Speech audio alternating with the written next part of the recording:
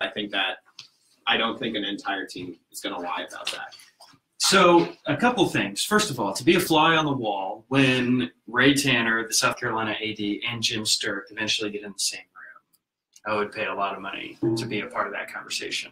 I think, like you said, if you had Jim Sturck, you had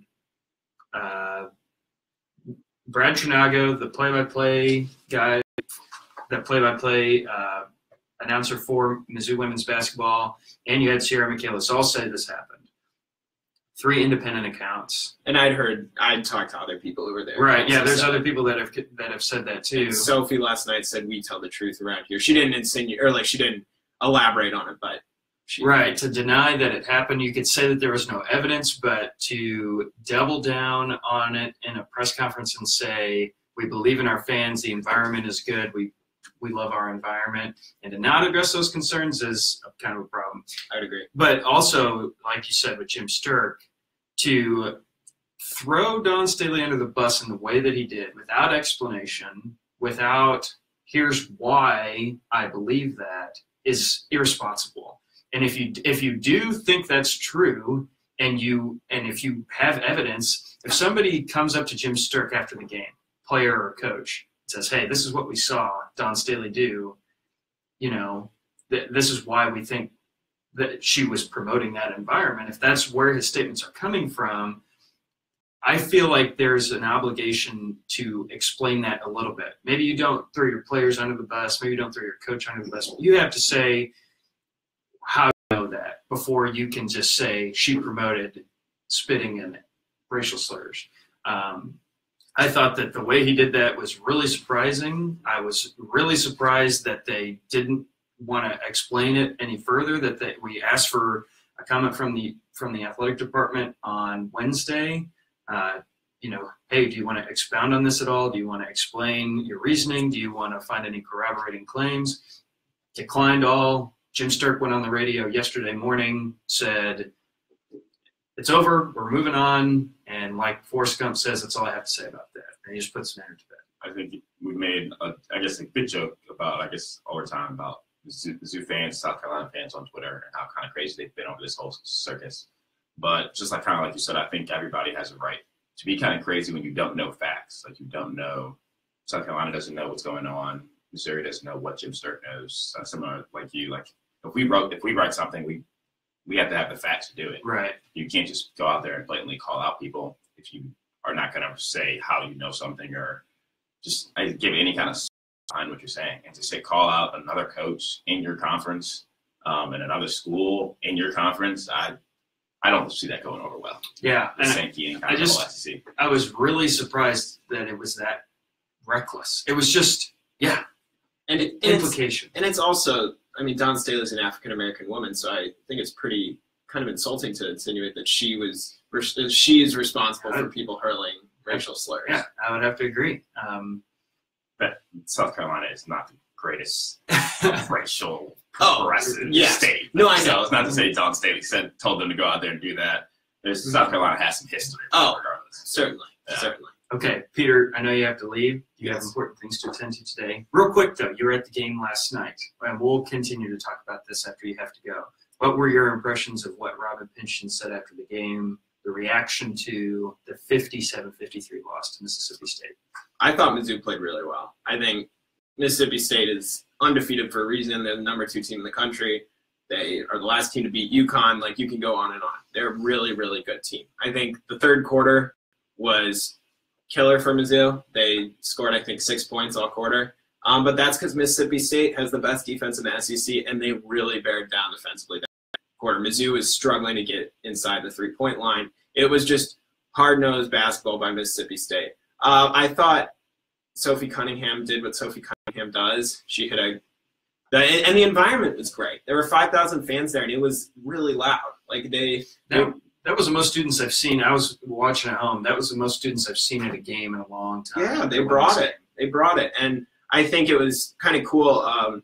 Vic Schaefer, the Mississippi State coach, after the game, he was very complimentary of Coach Pinchton of the Missouri program, and he said, this is paraphrasing, but he pretty much said, look, our program a few years ago, it was like that. It was a few years ago, you didn't have many fans there. He said you could whisper on or you had to whisper on press row because people would hear you if you didn't. And now you can't hear yourself think. And that's how I think of Mizzou's arena and how it's gotten to that point. So that was, I'm sure, cool for Mizzou fans to hear. And yeah, the team just looked good. They looked good. Amber Smith played well. Robin Pinchton picked up a technical late in the game that proved to be somewhat costly. But I don't think you can blame the game on the officials. I think they just can't. Do you disagree? I saw an eyebrow raise out of the corner of my eye. I just, because we talked about this last time, and officials, people always blame officials for everything. I've on this podcast, I've gone on a crusade. I'm tired of making officials a story. I think this is a case of you've had officials give you breaks in games earlier this season, and you've had officials give the other team breaks, just like last night. That's the way sports work. It's universal. It happens to every team and every player in the world of sports. Yeah. Sometimes officials make errors in your favor, and sometimes they make errors in the other team's favor. Accept it and move on. Yeah, and Robin Pinchton, the fact of the matter is, she deserved a technical foul because you can't walk onto the court like she did. It wasn't about her yelling necessarily. It was the fact that she walked onto the court, and you can't really do that. So I mean, yes, it looked like a travel, but she walked onto the court. You can't do that. Right. Yeah. So, well, Peter, thank you for your time this morning. Yes. We appreciate you contributing. Off to Renaissance literature. Renaissance literature. Class, Peter. Peter is off to Renaissance literature. So study up on that, and hopefully you can incorporate the lessons, the prose, the genius writing of Renaissance literature into your next story with the Tribune.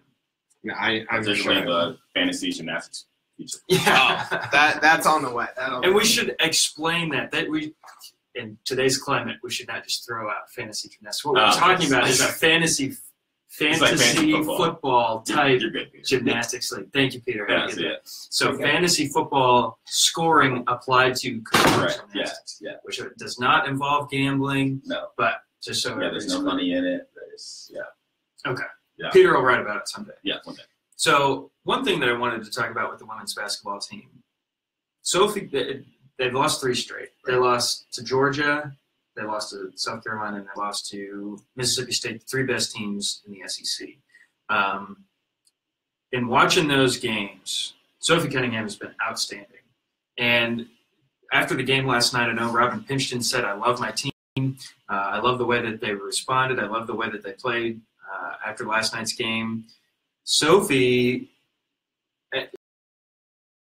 Mizzou has not had, over the last 3 games, is they have not had balanced scoring.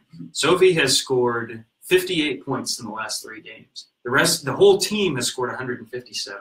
She's responsible for 37% of the team's points over the last 3 games. Yeah. Not only that, but she's shooting a lot better than the rest of the team. She's shooting 45% from the field over the last 3 games. Mizzou, the rest of the team, shooting 32%. Do you think that's a case of teams saying, Sophie's going to be Sophie, let's take everyone else away? Or is that a Mizzou problem? I think it's a couple things. First, I think it is probably that a little bit. I think they haven't had Sierra Porter at her best. Either she's been, coming off of illness, or she's been in foul trouble. She picked up 3 fouls quick against South Carolina, played less than 10 minutes, least amount of minutes in a game this season. And then same thing happened against Mississippi State, picked up 2 really quick in the first quarter, sat pretty much the entire first half. Tried to get back in the game later, but after sitting that whole time, it's hard to get back into the flow of the game. And someone did ask us on Twitter what was from Sierra Porter. She had the flu for, 2 or 3 games? It was 2 games. She was, and they were blowouts. Mizzou beat Ole Miss and Arkansas handily. Yeah. Sierra Porter was on the bench. She could have played if they really needed her, but she had the flu, and so they decided they didn't.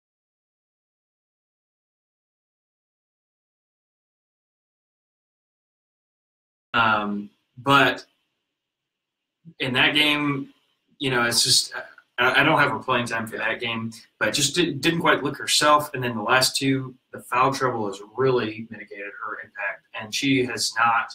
I mean, she came into the season as Missouri's second option behind Sophie. And the last 3 games, she's been like option number 4 or 5. So they haven't gotten all of Sierra Porter, and that's really hurt. Amber Smith has kind of been up and down. She played a lot better last night, but kind of as the game wore on, her impact kind of waned a little bit. I think getting her back into a place where she's confident, she's attacking the basket and making plays for herself will do a lot for the women's basketball team. They just they really need that, because Sophie is the one who's making all the plays. Even when she isn't scoring, she's the one getting under the basket, distributing, and then you kind of like cycle the defense around. They need Amber Smith to do a little bit of that herself, and she did it in the first half. She was able to do that, and Missouri was really, really successful. Jordan Frericks as well. She's been great on the boards, but hasn't been as successful scoring in the last couple of weeks. So they haven't had that second option like we spent a lot of time talking at the beginning of the season, at the beginning of the SEC schedule, especially after they beat South Carolina. This team, what makes them so good they're so deep, is that they have so many options, and they haven't had that balance the last 3 games, and it's hurt. And again, they're playing the 3 best teams in the SEC, all ranked opponents. 2 of those games are on the road. Mississippi State's the 2nd best team in the country. It's tough. Yeah. But that's how you get to the next level, is you start getting that production out of Sophie and Amber Smith. Sierra Porter plays better, gets more playing time. That's the key to success for Missouri down the stretch. I agree, and I don't think it's like at this point. This was already going to be their toughest stretch of the season. Honestly, I thought if they pulled out one of these games, that was a good. I would agree with you. Stretch. I would agree. I think just the way they performed last night, I don't think you can be really too upset, or I don't think it's time to hit the panic button with this team. Again, it's the 3 best teams in the SEC by far. And I think Mizzou, when they go to Nashville, still has a chance to be in an SEC game, depending on, because we've seen them beat South Carolina. I think they can beat Georgia if they were to get another opportunity. And I think they can battle with Mississippi State again. I think, like you said, it just comes down to getting more than just Sophie. And this team trying to find out where they can get that from. Like you said, Amber Smith's been tremendous. I thought she has a chance to be one of the stars of this team when Sophie leaves. Yeah. I think she's still a sophomore. I think you're still trying to get her to play at that level consistently. But yeah, I think this team is still one of the best teams in the SEC, probably one of the best 15 teams in the country, if they can just kind of get everybody else on the same page. Right, I agree. Their next 3-4 games give them an opportunity to bounce back. Right. They play against Florida at home on Monday, so they'll have Sunday off because of the Super Bowl, but they'll play Monday at 6 p.m. against Florida. Florida is 10-12 overall, 2-7 in the league. So there's an opportunity for a bounce back. Kentucky then will come to Columbia. So they got 3 consecutive home games. Kentucky will come to Columbia on Thursday, February 8th. Kentucky is 12-11 and 4-5. They've been a really good program the last couple of years, but not quite the same team this year. Then you have Arkansas. Missouri already beat Arkansas this year, kind of embarrassed them. They'll play them February 11th, the week after the Super Bowl. Arkansas is 11-11. And then Auburn's after that. Auburn's 11-10, 2-7. So you have 4 teams, all bottom half of the SEC, coming up. Yeah. Mizzou has a potential. Probably should win all 4 of those games, I would think. I would agree. And right now they're 7th in the SEC. So as time goes on, maybe they make up some more ground on the teams ahead of them, like Tennessee, A&M, and LSU. I don't think it's likely that they'll be able to make up much ground on Georgia and South Carolina, but we'll see. Right. We'll see. Okay, now to men's basketball. Pause briefly. Catch our breath a little bit. Deep breath. Okay, so if you are listening to the podcast, we've already done 2 separate podcasts. We just recorded them about Olympic sports and women's basketball. You can go and catch those if you're watching on Facebook Live. 2 of you are. We're going to transition. Shout out to one of you. The other one. No shout out. The one, or maybe, hopefully, one non-tribute employee watching. But if you're watching, we're going to transition seamlessly into talk of the men's basketball team. Men's basketball team, huge win on Wednesday against Alabama. Absolutely had to have a win at this point in the season. They were kind of, after that Mississippi State team that's burnt out.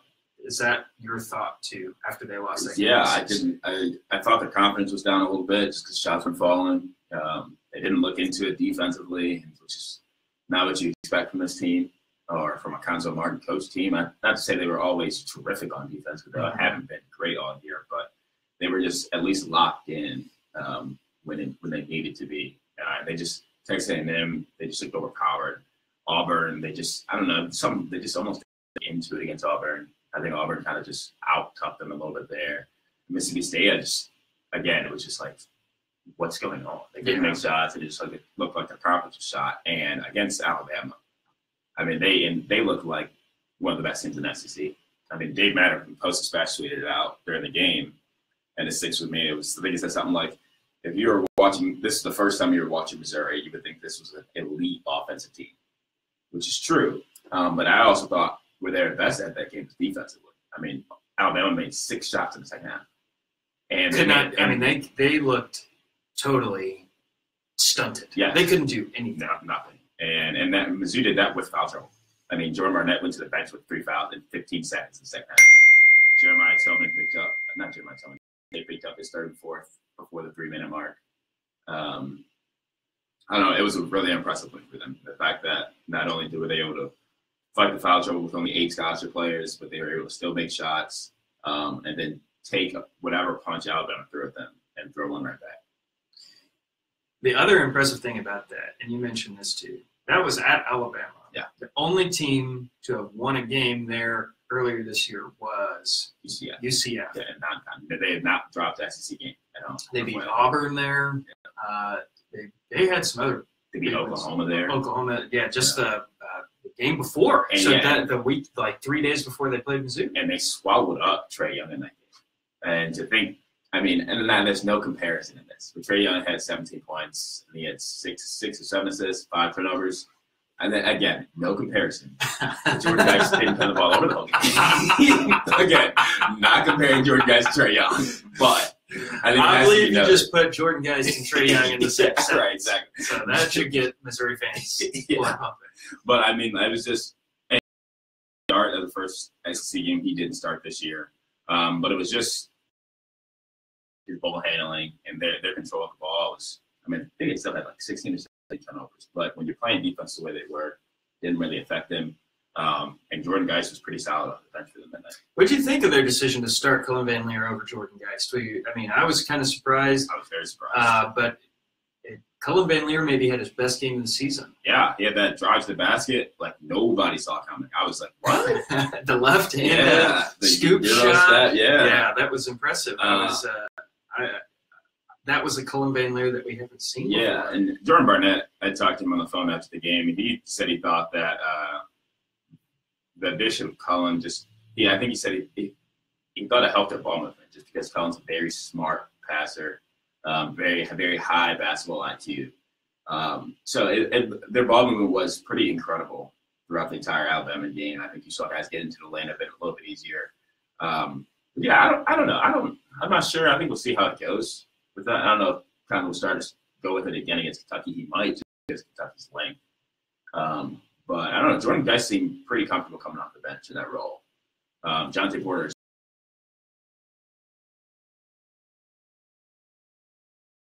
Yeah. His shot. He was getting shots in rhythm, very easy. So I just thought maybe I imagine they'll probably stick with that against Kentucky just because if it ain't broke, don't fix it. Yeah. But it'd be interesting to see what that does for them going forward. And it's hard to know this because you guys talked to Cullen Van Leer on Tuesday at Media Day, and he's a pretty reserved guy. He's not somebody that's gonna light up the interview room. But I just wonder if putting him in the starting lineup puts him at ease. It's confidence. Cullen, we trust you to go out there and contribute to the team. There was a portion of the season where he was playing, 6 minutes a game, just coming off the bench when Missouri just needed somebody to step out there on the floor. Wasn't hitting shots. And there's been times in his career, it's not been consistent, but there's been times in his career when he's been able to step up and hit threes and score. And the Cullen Van Leer that takes the ball to the basket, I mean, he was not that player last month. I feel like that wouldn't have even been a thought, for him to attack the basket the way he did. So maybe getting the start is a good thing for his confidence. I mean, because without Mizzou's guard, guards. We don't need to talk about. Well, we will talk about it in a little bit. Yeah. But about their depletion at point guard, you have to have somebody that can give you a little bit of something besides Cassius Robertson. Right, and I think DeMar noted two things that I'll bring up. The change of starting lineup. He said it was mainly for John Tate and Jordan Dice. Because he said he thought they had kind of lost their edge, and he said they admitted that as well. I think he said he just wanted that to kind of get them a rhythm and get their edge going a little bit. Now I imagine he staged that lineup again, regardless of where their edge is, considering it worked. Mm-hmm. Two, another reason why I think it works, and another reason why I think it works with Cullen is the fact that Cassius is a much better ball handler, I think, than he was when he came in. I think Cassius looked a lot more comfortable at point guard against Alabama than he did against Utah or even against Iowa State. I would agree with that. I just think his confidence level is so high right now. I think you could put Cassius anywhere on the floor, and he's going to have the mentality like, I can do whatever I want out Put him at the 5. Okay. any perimeter position on the floor and be like, he's going to think he can do whatever he wants, because I think I would love to see Cassius at the 5. Jeremiah Tillman pick up 2 quick fouls and Konza Martin. Okay, you play defense on Yante. Exactly. No, but I really do. I think he's just gotten so much more confidence this year. I think he's without a doubt Missouri's best player. I think he's without a doubt Missouri's most important player. And I think he knows that. And I think with his confidence, I think he knows what he win this week. So Mizzou, with that win, they've kind of like crawled back into, I wouldn't say the conference race. They're not going to win the conference. But their tournament hopes never looked lower than they did after the loss to Mississippi State. Yeah, they fell out of Lenardi's projected bracket. They're still out on the most updated one. But I can't imagine that will be like that. Even I don't think that'll stay like that. But I think Alabama one was huge for them. Yeah, I do too. That puts them kind of 33 in the RPI. Yeah, that was a huge boost to RPI, getting a win like that on the road.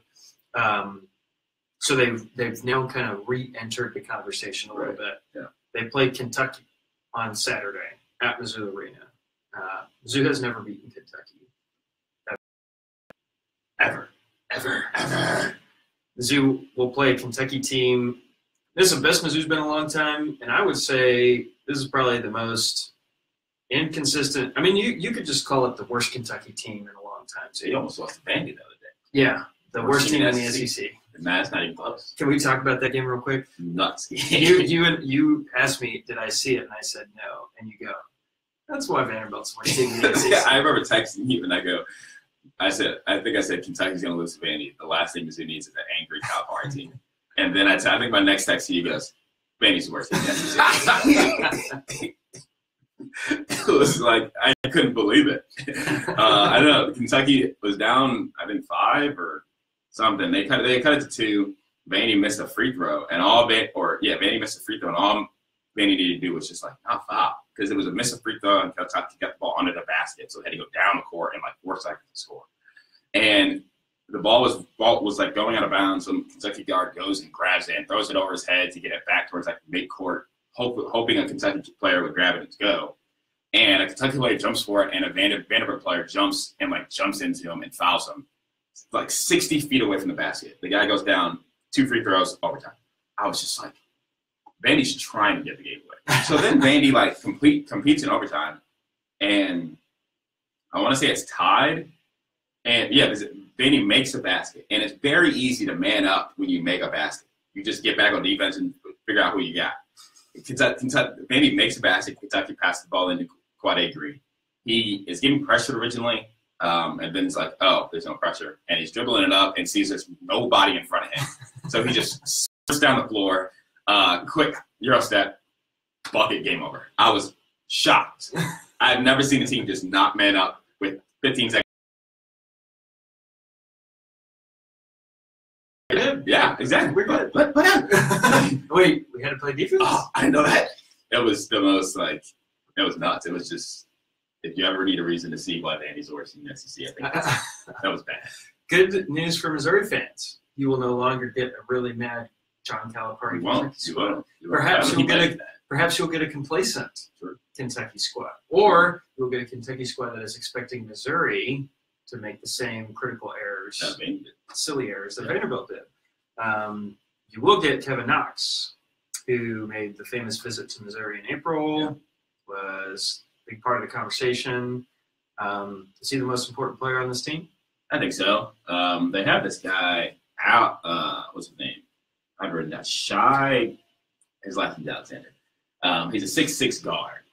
Crazy length, crazy athletic. He's averaging 15 points a game in SEC play. He actually is averaging more points than Kevin Knox in SEC play. He's shooting about 50% from the field. Doesn't shoot from deep much. But he's an 80% free throw shooter as well. It's just what you get with Kentucky is a very athletic team that's similar to Alabama. The ways that with how athletic they are, they can do a lot of different things.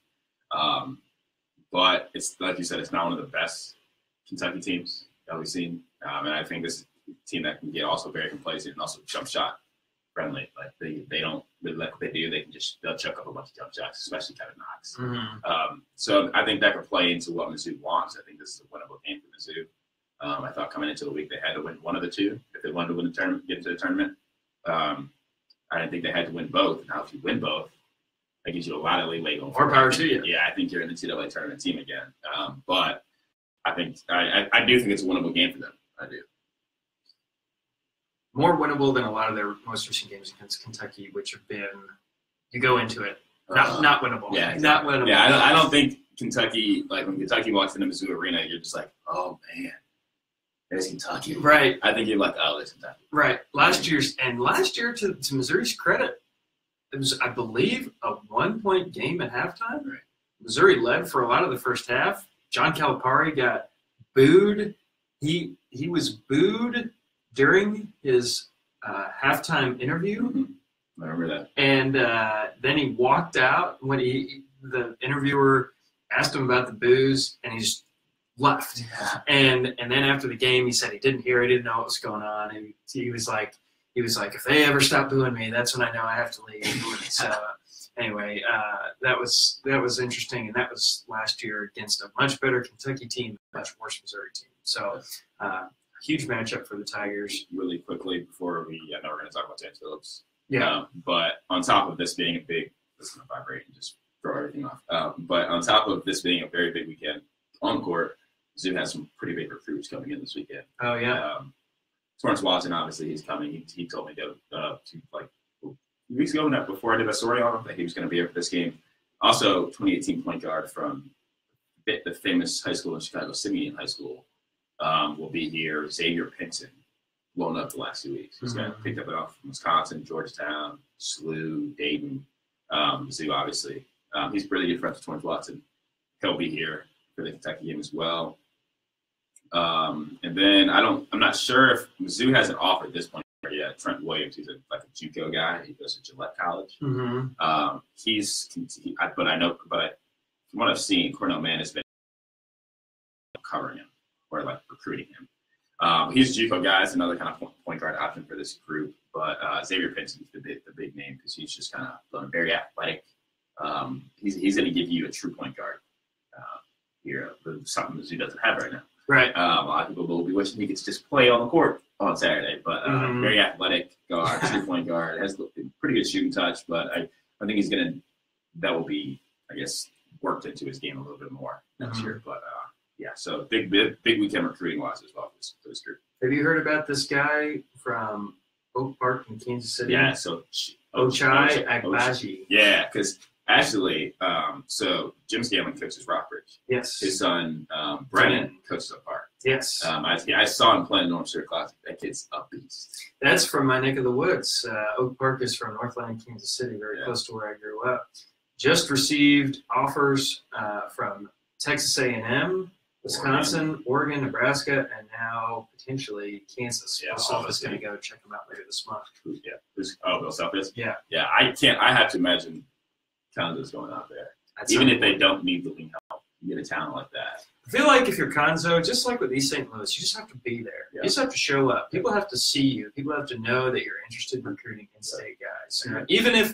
You know, even if this kid is dead set on going to Kansas or wherever, Conzo Martin should be there. Yeah. He should be in the gym. People should see him there. You know, because it's not just this guy. what I already forgot his name. Abaji. It's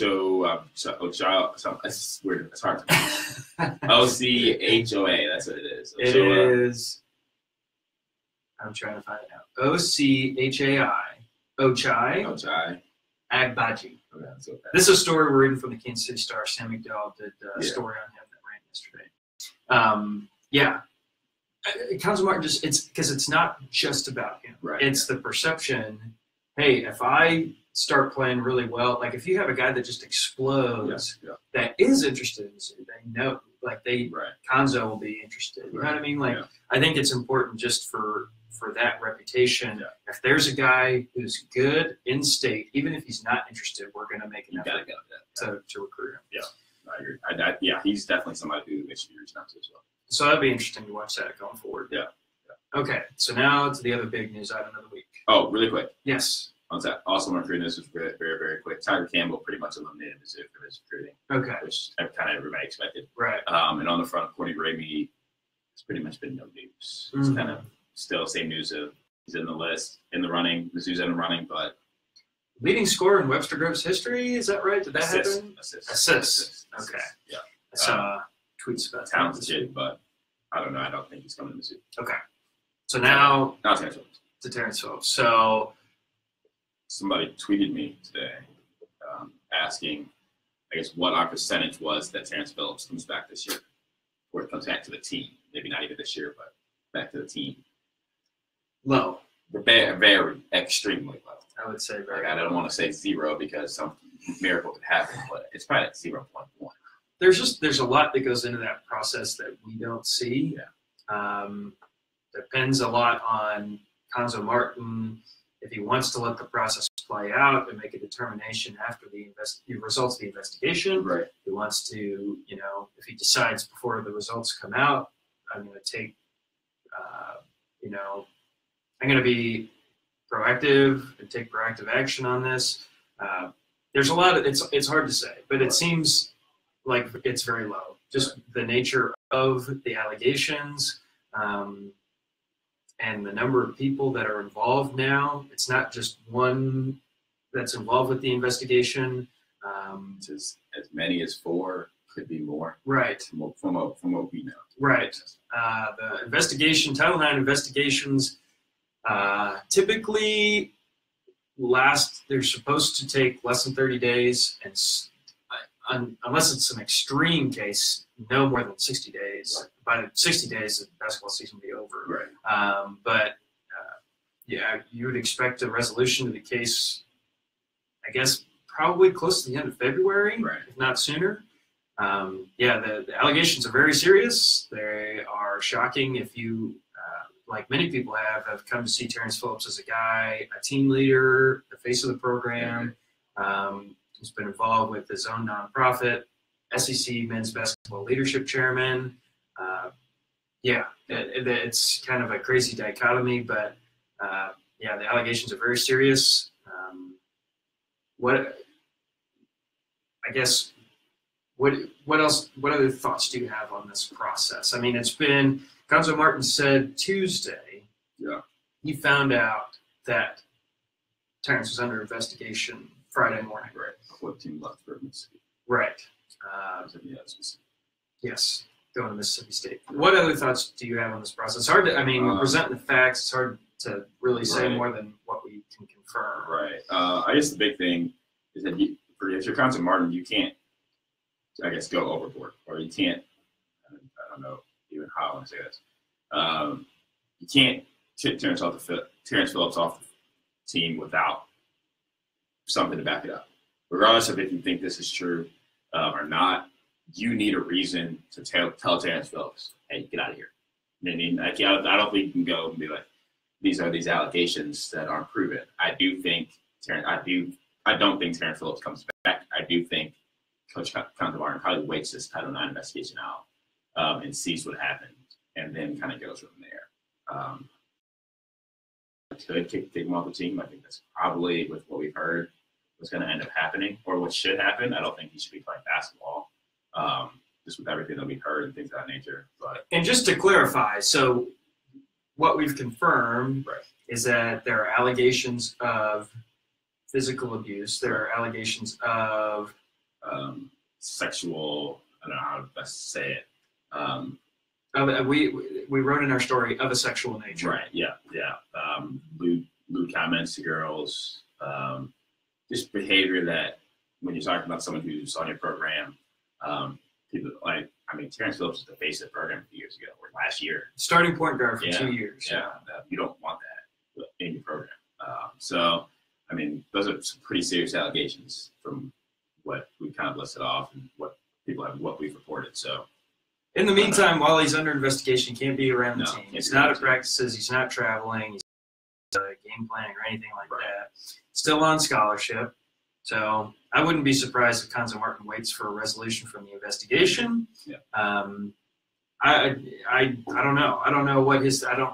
It's hard to know because there's no precedent, at least that that I'm familiar with how Konzo Martin has handled these types of cases. You know, if he's had to do it at Cal, if he's had to do it at Tennessee or Missouri State. The thing is, Konzo Martin. It's not like Konzo Martin is part of the investigation. Like he's not. He can't see any of the information. Title IX investigations are completely private. You can't you listen to this. You can't call in there and ask. We can't get it. Konzo Martin can't get it. He's as I guess in tune with everything as we.